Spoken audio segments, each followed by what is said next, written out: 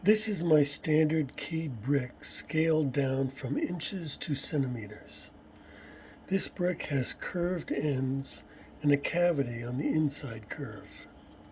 The threads on the top and bottom are called key threads. It is actually a lock and key, with the locks recessed into the bottom and extended out from the top. When these threads engage, the smaller keys pass through the larger locks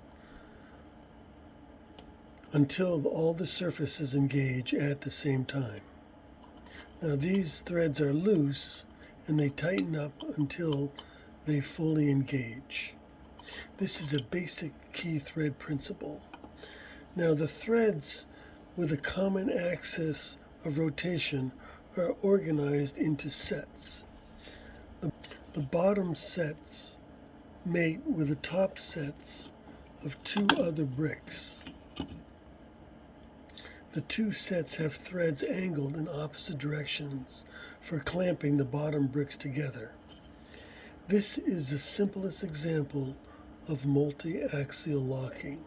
The two bottom bricks cannot move.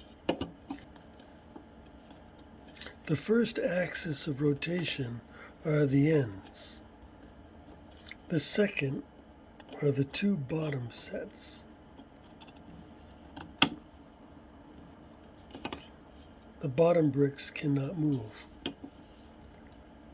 They can only turn on one axis of rotation, and they are connected to two. More bricks add more axial locking around each brick.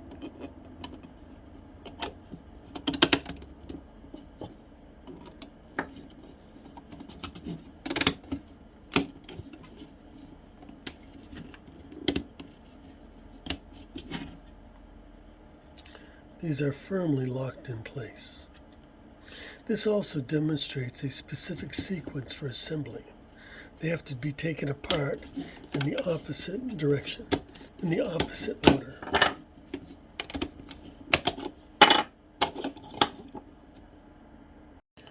Making connections that last decades depends on fabrication tolerances. This 0.3 millimeter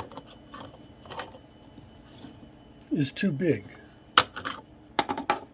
0.2 millimeter is smaller but still too big.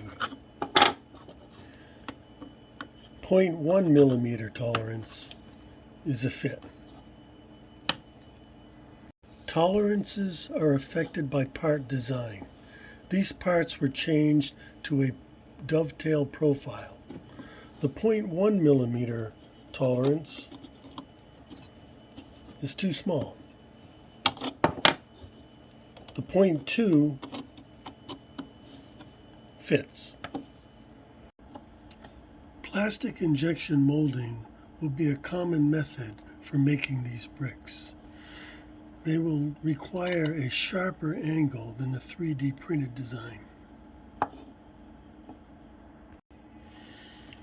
This is specifically for making molds that can be pushed out of the part.